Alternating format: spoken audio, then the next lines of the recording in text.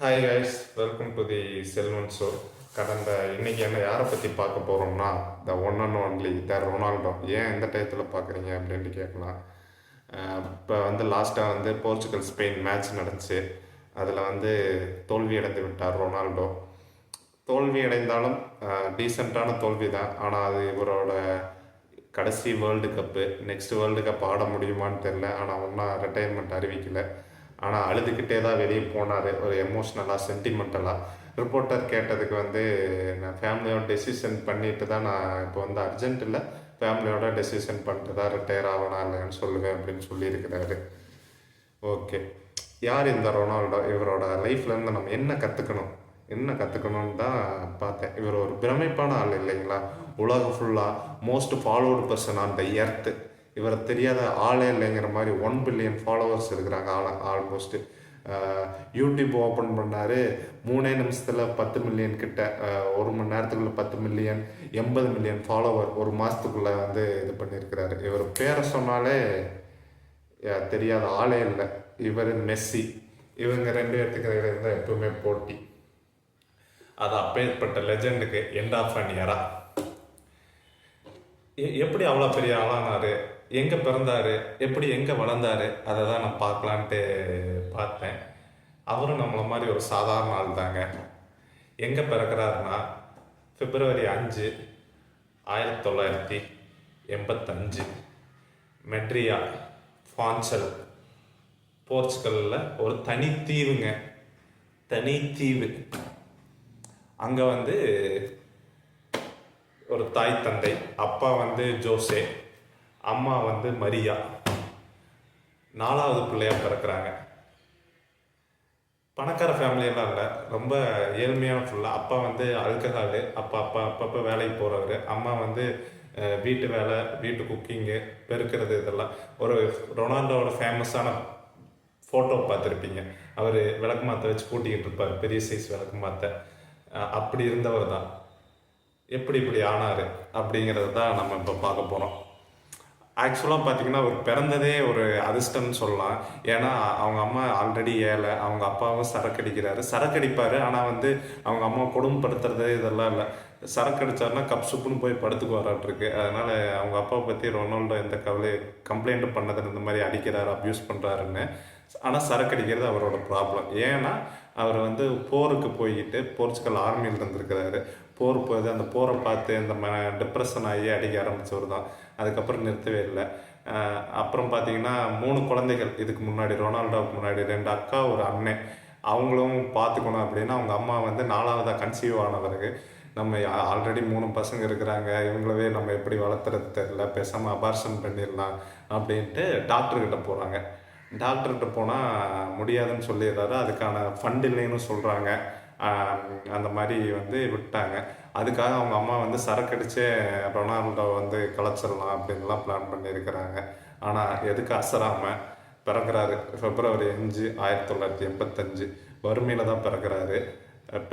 பிறந்தோடனே அவங்க அப்பா அதான் சரக்குலேயே வாழ்க்கையை ஓட்டுறாரு. 1-2 கூலி வேலைக்கு போகிற மாதிரி கூலி வேலைக்கு போயிட்டு ஃபுட்பால் ஸ்டேடியத்தில் கிட்மேனாக போவார், பேக் தூக்குறதுக்கு, தண்ணி பாட்டில் தூக்குறதுக்கு. யூத் ஃபுட்பால் கேம்பில் மெட்ரியாவில் அவங்க அம்மா வீட்டு வேலை, தோட்டத்து வேலை, அந்த வேலையெல்லாம் செஞ்சுக்கிட்டு இருக்கிறாங்க.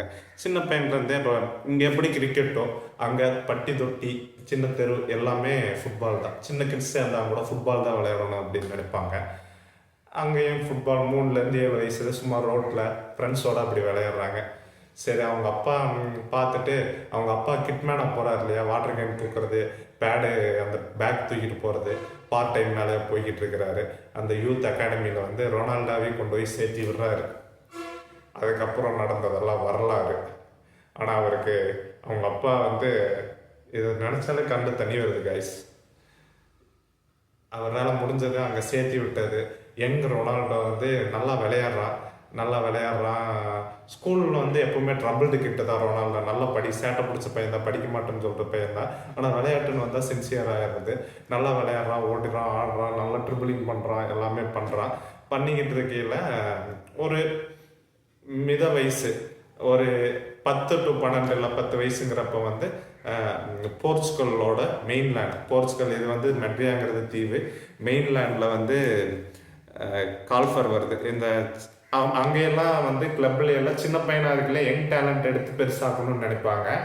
அதனால வந்து இந்த சின்ன ரொனால்டோ வந்து இந்த அகாடமியில் வந்து விளையாண்டுக்கிட்டு இருக்கிறான். வந்து பார்க்குறாங்க, இதாங்க கிட்மேனோட பையன் ஒரு நல்லா விளையாடுவான் அப்படின்னு சொல்லிட்டு இவனை வந்து நாங்கள் எடுத்துக்கிறோம்.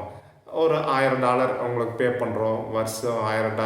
வருஷம் மந்த்தோ $1000 கொடுக்குறோம், €1000 கொடுக்குறோம் அப்படின்னா அது அவங்களுக்கு பெரிய அமௌண்ட்டு. இது வீட்டு ஃபேமிலியும் பார்த்துக்கலாம், மற்ற குழந்தைகளை படிக்க வைக்கலாம் அப்படின்ட்டு தாட்டி விடுறாங்க. ரொனால்டோவுக்கு ஒரே அழுகை. ஏன்னா சின்ன பையன் இல்லையா, 10 வயசு பையன்னா ஆல்மோஸ்ட்டு 4th 5th படிக்கிறப்பவே அனுப்பிச்சி விட்டுறாங்க 1000 கிலோமீட்டர் தள்ளி. அங்கே போயிட்டு ஸ்போர்ட்டிங் கிளப்பு, அந்த கிளப்பு பேர் ஃபுட்பால் கிளப்பு பேர் ஸ்போர்ட்டிங் சிபி, அந்த பச்சை கலர் ஜெர்சி எல்லாம் போட்டுட்டு சின்ன பையன் யங் ரொனால்டோ போயிட்டு அங்கே ஸ்கூல் சேர்ந்துட்டு அந்த ஹாஸ்டல் இங்கெல்லாம் இப்படி எஸ்டிஆர்டியில் தங்கி படிக்கிற மாதிரி அந்த ஸ்டேடியத்தையே வாழ்கிறாரு. அந்த கிளப்பில் காலையில் எழுந்திரிச்சோன்னே ட்ரைனிங், ஈவினிங் ட்ரைனிங், மதியானம் வந்து காலையில் அப்புறம் ஸ்கூல் போயிடுவாங்க 9 மணி ஆனால். அந்த மாதிரி வாழ்க்கையை ஓட்டுறப்ப தான் ஒரு நாள் வந்து ஸ்கூலுக்கு வந்து அவன் கடுப்பாகிறார். ஹோம்ஒர்க் இதெல்லாம் முடிக்க மாட்டார். அவங்க டீச்சர் வந்து ஏதோ நீ உருப்படவே மாட்டாடா ஃபுட்பால்லாம் நம்பி அப்படின்னு சொல்லி திட்டுறாங்க. இவர் நம்மால் தான் கோக்காரால ஆச்சு, சேர் எடுத்து அடிக்க போகிறாரு டீச்சரவே அடிக்க போனோடனே அப்புறம் வந்து அதான் உங்களுக்கு தெரியுமே, உடனே பேரண்ட்ஸ் கூட்டிகிட்டு வா, கிளம்பு நிற்காத, ஓடு, பேக்கை தூக்கிட்டு ஓடு, படிக்காத தண்டை கருமாந்திரம் அப்படி இப்படின்னு தாட்டி விட்டுறாங்க. ரொனால்டோ வந்து அடுத்து வந்து அவங்க அம்மாட்டையும் சொல்கிறான், அம்மா என்னால் இதுக்கு மேலே படிக்க முடியல, நான் நல்லா விளையாடுவேன், எனக்கு நல்லா விளையாட்டு வருது, என்னை விளையாடவே அனுப்புங்க அப்படின்னு நம்ம வீட்டில் சொன்னால் செருப்பாலையே அடி நாய அப்படின்னு கையை காலை திருப்பி கொண்டு போய் ஸ்கூலில் போட்டுருவாங்க. ஏன்னா நம்ம சுச்சுவேஷன் அப்படி. ஆனால் அவங்க அம்மா வந்து சரிப்பா உனக்கு என்ன பண்ணுதோ அதை பண்ணு அப்படின்னு சொல்லி அவங்க அம்மா சப்போர்ட்டோட ஸ்கூலை நிறுத்திடுறாப்புல. உன்னை ஃபுல் கான்சன்ட்ரேஷன் விளையாட்டு மேலே தான். அப்புறம் ஸ்கூல் போகிறதில்ல, ஃபுல்லாக வந்து இந்த கிளப் ஆட்டம், இந்த ஸ்போர்ட்ஸ் ஹாஸ்டலில் இருந்துக்கிட்டு, அந்த ஸ்டேடியத்தில் இருந்துக்கிட்டு, ஸ்போர்ட்டிங் சிபியோட ஸ்டேடியத்தில் இருந்துக்கிட்டே நல்லா ஒர்க் அவுட் பண்ணுறாரு, நல்லா பண்ணுறாரு, ட்ரிபிளிங் பண்ணுறாரு. இடையில வந்து பார்த்தீங்கன்னா ஒரு ஹார்ட் டிசீஸ் வேறு வந்துடுது ரொனால்டோவுக்கு. ஹார்ட் டிசீஸ்னால் உள்ளே வந்து சரியாக பம்ப் பண்ணாத மாதிரி அது டிசீஸ். இதுக்கப்புறம் வந்து விளையாடாமே கூட போக முடியல அப்படின்லாம் சொல்கிறாங்க. சரி கிளப்பு பார்த்துட்டு சரி பண்ணிடுவோம், பண்ணலினாலும் டேஞ்சர் தான், பண்ணாலும் நல்லா இருந்தால் பிரச்சனை இல்லை அண்டு ஹார்ட் சர்ஜரி பண்ணிவிட்டு வந்துட்டு ஆள் நிற்கல. அந்த விடாமுயற்சி வந்து எப்போவுமே சின்ன ரொனால்டோலேருந்து விளையாட்டுன்னு வந்துட்டால் ஃபுல் ஃபோக்கஸ், படிப்பு மற்ற இதுலையெல்லாம் இன்ட்ரெஸ்ட் இல்லை. ஹார்ட் சர்ஜரி பண்ணிட்டு நல்லா விளையாடுறாங்க. நல்லா விளையாடுறப்போ வந்து ஒரு 16-17 வயசு 10th படிக்கிற ஸ்டேஜ் வருது. அப்போ வந்து இப்போ என்னதான் இருந்தாலும் நல்ல பிளேயர்னால் பெரிய பெரிய இடத்துக்கெல்லாம் நேம் போயிடும். அங்கே ஒரு பையன் இருக்கிறாங்க, நல்லா விளையாடுறாங்க, பயங்கரமாக ட்ரிபிள் பண்ணுறாங்க, நல்லா இது பண்ணுறான், இவன் வந்து பெரிய ஆளாக வருவான்னு தோணுதுங்கிற மாதிரி சொல்லி வர்றாங்க. மேன் யுனைட்டட்னு தெரியுங்க, இருக்கிறதுலே பெரிய club Manchester United. Red colour Jersey போட்டிருப்பாங்க. அவங்க வந்து அவங்க பார்வை வந்து ரொனால்டோ மேலே படுது. அப்போ வந்து பட்டனோடனே இவன் சின்ன பையன் தாங்க, வேணா லோனுக்கு எடுப்போம், 1 வருஷம் எடுத்து விளையாண்டு பார்ப்போம், நல்லா விளையாடுறானா, நல்லா இம்ப்ரூவ் ஆகிறானா பேச்சுவார்த்தையில் இருக்கிறாங்க, நல்ல பையன் தானே அப்படின்ட்டு. அப்போ தான் ஒரு மாற்றம் நடக்குது. ஸ்போர்ட்டிங் சிபி போர்ச்சுகல் பெரிய கிளப் இருக்குன்னு பார்த்தீங்க இல்லைங்களா, அவங்க வந்து பார்த்துக்கிட்டிங்கன்னா புது ஸ்டேடியம் கட்டுறாங்க. ஸ்டேடியம் கட்டி ஃப்ரெண்ட்லி மேட்ச் ஆட வந்து மான்செஸ்டர் யுனைடெட் கூப்பிட்றாங்க ஸ்டேடியம் திறப்பு விழாவே ஒரு ஆட்டத்தை போட்டு கிரிக்கெட் மேட்ச் போகிற மாதிரி ஒரு ஆட்டத்தை போட்டு ஸ்டேடியத்தை ஓப்பன் பண்ணிடுவோம் அப்படின்ட்டு பிளான் பண்ணுறாங்க. மான்செஸ்டர் யுனைடெட் வந்துடுறாங்க, வந்து ஆடலான்ட்டு பெரிய பிளேயர்லாம் உட்காந்துக்கிறாங்க. நம்ம எப்படி மொக்கா டீம் வந்துச்சுன்னா ஜிம்பாவே அப்படியெல்லாம் வந்துச்சுன்னா பி கிளாஸ் பிளேயர், டேபிள் பெஞ்சில் உட்கார பிளேயர், கிரிக்கெட் பிளேயர் இறக்கி விடுற மாதிரி ஃபஸ்ட்டு பெஞ்சில் இருக்கிற பிளேயரை இறக்கி விட்டுருக்குறாங்க. ஆனால் அந்த சைடு இருக்கிற யார் உங்களுக்கு தெரிஞ்ச ஒன் அண்ட் ஒன்லி CR7 த ரொனால்டோவை இறங்கி விட்டா பூந்து சறுக்கி யாருனாலுமே பிடிக்க முடியல. 2 கோல் சாத்திட்டாப்புல ஆளு. 2 கோல் சாத்த பெரிய டிஃபெண்டருக்கெல்லாம் பயம் வந்துருச்சு, என்னடா தோத்து சின்ன பொடி சிறுவண்டுன்னு வந்தால் இங்கே இப்படி பண்ணி போட்டாங்க அப்படின்னு இருறா வந்து உங்கள் அதே முடிக்கிறேன்னு பெரிய ஆளுங்க வர்றாங்க. பெரிய டிஃபெண்டர்ஸ் எல்லாம் வந்தால் அவங்க கைக்குள்ளே பொடியை தூவி விட்டு வளைஞ்சு ஓடி அவங்க தடுமாறு கட்டி விழுந்து நம்ம கோல் சாத்தி விட்டுறாரு. 3 கோலில் ஜெயிச்சு போடுறாங்க. வரலாற்று சின்ன போர்ச்சுகல்ங்கிறது அந்த டீம் வந்து அவ்வளோ பெரிய கிளப்னா பெரிய போர்ச்சுகலில் பெரிய கிளப். உலக அளவில் வந்து Manchester, Arsenal, real Madrid, Barcelona தான் பெரிய கிளப்ஸு. பிஎஸ்ஜி, ஏசி மிலான் அவங்கெல்லாம் தான் பெரிய கிளப்ஸு. பார்த்துட்டு என்னடா இது நமக்கு வந்த சோதனைன்ட்டு தோற்று போயிட்டாங்க. ரொனால்டோ எல்லாம் ஹாப்பி. அன்றைக்கே முடிவான டிஃபெண்டரு, அந்த கேப்டன் டிஃபெண்டரு, அந்த ஃபேமஸ் அலெக்ஸ் ஃபெர்குசன் மேனேஜரு, இது இன்னைக்கே அவனை பார்சல் பண்ணுறோம், தூக்குறோம், மெட்ரிட்டு ஏறுற வண்டி லண்டனுக்கு தூக்குறோம், இன்னைக்கே வாங்குறாங்க அப்படின்ட்டு ஸ்டேடியத்துக்கு திறப்பு வந்தவங்களுக்கு ரொனால்டோவை பார்சல் கட்டுறாங்க. எவ்வளோ கொடுத்து பார்சல் கட்டுறாங்கன்னா 12 மில்லியன் யூரோ. இது வரைக்கும் சாதாரண சின்ன பையனாக இருந்த ரொனால்டோ இப்போ வந்து மில்லியனர், மல்டி மில்லியனர். அந்த காலத்தில் 12 மில்லியன் யூரோனா இப்போ ஆல்மோஸ்ட் இன்ஃப்ளேஷன்லாம் கணக்கு பண்ணி பார்த்தா 100 மில்லியன், 120 மில்லியன் யூரோ. 17 வயசில் 120 மில்லியன், 12 மில்லியன் கொடுத்து எடுக்கிறது அதுவே முதல் time. Most costliest youngest player Ronaldo.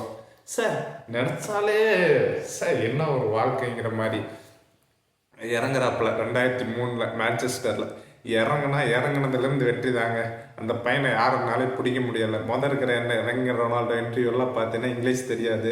சின்ன பையன், முடி நிறையா வச்சுக்கிட்டு, பல்லெல்லாம் கோணல் மானலாம், மூஞ்சி கொஞ்சம் பரவலாம் வந்து கிடப்பாப்புல. இங்கிலீஷே எனக்கு பேச தெரியாதுன்ட்டு சிரிச்சுக்கிட்டு இருப்பாப்புல. அந்த ரொனால்டோ வந்து உள்ளே இறங்குனா தட்டுன்னு அந்த யங் ரொனால்டோவை பெரிய பெரிய டீமுக்கு கண்ணில் மண்ணை தூவிட்டு ஆட்டம் காமிக்கிறாரு. எல்லாத்துக்கும் ஆட்டம் காமிச்சு டைட்டில் மேலே டைட்டில் அடிக்கிறாரு ரொனால்டோ. அடிக்கிறப்ப இடையில இந்த மாதிரி அப்படியே கொஞ்சம் மெச்சூர் ஆகிறாரு. 20, 22 அந்த மாதிரி மெச்சூர் ஆகிறாரு. மெச்சூர் ஆகிறப்ப யங் கிட்ஸ் அவங்க எப்படி மெச்சூர் ஆனானா ஒன்று கேர்ள்ஸ் எல்லாம் வருவாங்க. அந்த மாதிரி லவ், இந்த மாதிரி பொண்ணுங்க அந்த மாதிரி என்ஜாய் பண்ணுவாங்களா மணியை, செம பெரிய பிளேயர் இதெல்லாம். அரட்டை பப்பு பார்ட்டி அதுவும் கொஞ்சம் போகிறாரு. அவர் மேலே இந்த ரேப் கேஸ் கூட வருது அவர் மேலே. அதெல்லாம் சரி பண்ணுறாரு. சரி பண்ணிவிட்டு இடையில வந்து அவருக்கு ஒரு குழந்தையும் பிறகுது. இப்போ ஃபேமஸாக பார்க்குற கிறிஸ்டியானோ ரொனால்டோ ஜூனியர். அது வந்து அமெரிக்காவில் ஒரு பொண்ணோட first sight first love, single time love வந்து குழந்தை பிறந்துடுது. ஆனால் அதை வந்து வெளியே நான் டிஸ்கவர் இவருக்கு ஃபுல் கஸ்டடி எடுத்துக்கிறாரு. அந்த அம்மா யாருன்னே தெரியக்கூடாதுன்னு கையெழுத்து வாங்கி அமௌண்ட் செட்டில் பண்ணி விட்டுறாரு. அப்புறம் வந்து இப்போ வந்து அடுத்த ஸ்டேஜ் வந்து டிசிப்ளின் பேஸ். ரியல் மேட்ரிட்டுக்கு வந்து உள்ளே வந்து பிரச்சனை வந்துடுது. பெரிய ஆளாக நீ வந்து என்ன பெரிய ஆளா அப்படின்ட்டு உள்ள டீமுக்குள்ளேயே சண்டை வருது. சின்ன சின்ன சண்டை, சக பிளேயரோட சண்டை. நம்மால் வந்து எதுக்கு இறங்கி போகிறாள்லாம் இல்லை, பிளேயராக விளையாட்டா பெரிய சீனியராக பேசி விட்டுறது. அதனால சண்டை வந்து அப்போவே மாறும்னு நினைக்கிறாரு. ஆனால் 5 வருஷத்துக்கு மேலே இருக்கிறாரு. 2008 வரைக்கும் யுனைடெட்லேயே இருக்கிறாரு. யுனைடெட்லேருந்து ரியல் மேட்ரிட் போகிறாரு. ரியல் மேட்ரிட் போனதுலேருந்து சாதனை தான், 450 கோல். அடுத்து வந்து இவர் எதுக்குமே தர மாட்டேன்ட்டு ஜுவெண்டஸ்க்கு அனுப்பிச்சி விட்றாங்க. அங்கேயும் கிங்கு. ஜுவெண்டஸ்லேருந்து மேன்யூட்டை போய் 1 வருஷத்துல இருந்துட்டு சரியில்லை அப்படின்ட்டு வெளியே வந்துடுறாரு. அங்கேருந்து அல் நாசர் போகிறாரு. பணத்துக்கு அதுக்கப்புறம் பிரச்சனையே இல்லை, ப்ரைவேட் ஜெட்டு தான். அப்புறம் ஜார்ஜியாங்கிற ஒரு பொண்ணை பார்க்குறாரு. ஒரு கூச்சி ஸ்டோர்லேயே நம்ம மேனேஜராக இருக்கிற பொண்ணை பார்க்குறாரு. கேர்ள் ஃப்ரெண்டாக வச்சுக்கிறாரு. அவங்க குழந்தை இருக்குது. டோட்டலாக 5 குழந்தை இருக்குது. 2 செரோகசி வாரத்தை நம்ம குழந்தை பெற்றுக்கிறாரு. ஆள் நல்ல. அதுக்கப்புறம் 27 வயசுக்கு அப்புறம் வந்து கொஞ்சம் பார்ட்டி வந்து ஃபோக்கஸ், ஃபுல் டிசிப்ளின். ஆல்ரெடி நல்லா ஒர்க் பண்ணக்கூடிய ஆள் தான். லைட்டாக சின்ன சின்ன சந்தோஷத்தை கட் பண்ணுறாரு. எப்போனாலும் டிசிப்ளின் தான். காலையில் எந்திரிக்க உடம்புல ஒரு டேட்டோ இருக்காது. ரெகுலராக பிளட் டொனேட் பண்ணிடுவாப்புல. காலையில் எந்திரிக்கிறதுலேருந்து, ஃபுட்டுலேருந்து, எல்லா ஒர்க் அவுட்லேருந்து, டெய்லி ஒர்க் அவுட்டு எதுலேயுமே மிஸ் ரிக்கவர் ஆகிறதுலேருந்து ஃபுல் அண்ட் ஃபுல்லாக அந்த இதில் தான். ஒரு இன்டர்வியூலையும் கூட கேட்பாங்க, ஏன் ரொனால்டோ உங்களோட வெற்றியின் சக்ஸஸ்க்கு என்ன அப்படின்னு கேட்பாங்க. Hard work without talent without hard ஒர்க்குன்னா நத்திங். ஆனால் அந்த டிசிப்ளின் தான் ரொனால்டோ வந்து இவ்வளோ பெரிய ஆளாக்குனது. நம்மகிட்ட இருக்கிற டிசிப்ளின்லாம் ஒத்து வராது. நம்ம இருக்கிற டிசிப்ளின் வந்து 3 மாதம் அப்படி இருக்கும். அது நம்ம சுச்சுவேஷன். அதுக்கப்புறம் வந்து இப்போ வந்து ரிட்டையர் ஆக போகிறாரு. ஆல்மோஸ்ட் 41 வயசு. ஆனால் பார்த்தா 41 வயசு மாதிரியே இருக்காது. சின்ன பையன் 25 வயசுன்னு சொன்னால் கூட நம்மள அவ்வளோ ஃபிட்டாக, அவ்வளோ ஸ்டைலாக, அவ்வளோ இப்போ வந்து ஆல்மோஸ்ட் பில்லியனர்னால் என்ன தெரியும்? பில்லியனர் பட்டியலில் அவரும் இருக்கிறாரு. அவரோட என்டோஸ்மெண்ட்டு, பிராண்டு, கார், அவர்கிட்ட இல்லாத காரே இல்லை. ஒரு காலத்தில் வந்து சரக்கடிச்ச அப்பாவுக்கும் வீட்டு வேலை செய்கிற ஆயா வேலை பார்த்த அம்மாவுக்கு பிறந்த பையன் இன்றைக்கி வந்து உலக லெவல் சூப்பர் ஸ்டார். சார் நினச்சாலே எமோஷனலாக இருக்குது. கடைசியாக ஹீரோ எல்லா கப்பும் ஜெயிக்கிறாரு. ஆனால் வேர்ல்டு கப் மட்டும் கிடைக்கல. ஆனால் எனக்கு இது வரைக்கும் வந்தது சந்தோஷம்தான். மெஸ்ஸியா GOAT one of the real biggest super star. Pele வந்து ஃபர்ஸ்ட் டிவி சூப்பர் ஸ்டார். இவர் வந்து இவரை மாதிரி ஒன்று லென்த்தாகவும் இத்தனை வருஷமாக ஃபுட்பால் ஆல்மோஸ்ட் 25 வருஷமாக இன்டர்நேஷ்னல் ஃபுட்பால் ஆடுறாரு, இன்டர்நேஷ்னல் பிக் பிளேயருக்கு ஆடுறாரு. அதையெல்லாம் நினச்சா பிரமிப்பாக இருக்குது. அவங்க அம்மா சின்ன குழந்தைய கருவிலே கலைக்க நினச்சாங்க. ஆனால் அந்த கருவில் கலைக்காமல் வெளியே வந்த பையன் பார்த்தீங்களா எவ்வளோ பெரிய ஸ்டார் ஆகிட்டாருன்னு. அவர்னால முடியும்னா நம்மளால முடியும். அவர் வாழ்க்கை வரலாறுல பார்த்தா பிரமிப்பாக இருக்குங்க. ஃபுட்பால் கூட தெரியாது, ஆனால் ரொனால்டோவை தெரியும். ஃபுட்பால் எப்படி எத்தனை பேர் ஆடுவாங்கன்னே நிறைய பேருக்கு தெரியாது இங்கே இந்தியாவிலாம் போகிறது. ஆனால் ரொனால்டோனா தெரியும். ரொனால்டோனா ஒரு கெத்து. ரொனால்டோ அந்த 7 ஜெர்சி போட்டாலும் ஒரு கெத்து. அந்த ஜெர்சி எப்படி வந்துச்சுன்னா, மேன் யுனைட்டடில் வந்து அவர் ரொனால்டோ கேட்டது 28ஆம் நம்பர் தான். ஆனால் அவங்க கொடுத்தது வந்து பார்த்தீங்கன்னா பெரிய பெரிய அந்த அலெக்ஸ் ஃபுக்சனுங்கிறது ரொனால்டோவுக்கு வந்து ஸ்போர்ட்ஸ் ஃபாதருங்கிற மாதிரி, அவர் லெஜெண்டரி மேனேஜர். அவர் தான் டேவிட் பெக்கம் அந்த மாதிரி பெரிய பிளேயர்லாம் போட்ட ஜெர்சி இந்தா, அதை வந்து உன்னை நம்பித்தர்றேன், அது மானத்தை காப்பாற்றுங்கிற மாதிரி வேறு லெவலில் அந்த ஜெர்சியை போட்டார். அது அவரோட ட்ரேடு மார்க் CR7 ஆயிடுச்சு. What a life, what a legend. இதுக்கு மேலே என்ன சொல்கிறதுன்னு தெரில. நம்மளாம் டம்மி பீஸுக. அவர் மாதிரி கற்றுக்கணும். இந்த மாதிரி சாதாரணமாக முடியாமல் இருந்த ஹார்ட் சர்ஜரி வீக்கான பையன், ஸ்கூல் டீச்சரை உருப்படவே மாட்டேன்னு சொல்லி அனுப்பிச்ச பையன், அந்த மாதிரி பண்ணவர். நிறைய டொனேஷன் இதெல்லாம் பண்ணக்கூடியவர். அவர் ஸ்டேடியத்தில் வந்து காசு இல்லாதப்போ வந்து பக்கத்தில் இருக்கிற மெக்டோனல்ட் எல்லாம் போய் அந்த அக்காக்கிட்ட வந்து பர்கர் வாங்கி தின்னவர். அவரையெல்லாம் தேடி தின்னவர். அவங்களுக்கு ஹெல்ப்பெல்லாம் அந்த மாதிரி எல்லாம் கிடச்சிருக்கு. இப்போ பாருங்கள் எவ்வளோ பெரிய லெஜெண்ட். போனால் ப்ரைவேட் ஜெட்டு தான். நம்ம வந்து அவர் வந்து அவ்வளோ ஃபேமஸ் ஆகிட்டார், அவர் மாதிரி இருக்கணும்னு நினைப்போம். ஆனால் அவர் பட்ட ஒர்க்கு, ஹார்ட் ஒர்க்கு வந்து அந்த இடத்துலேருந்து போகிறது கஷ்டம்.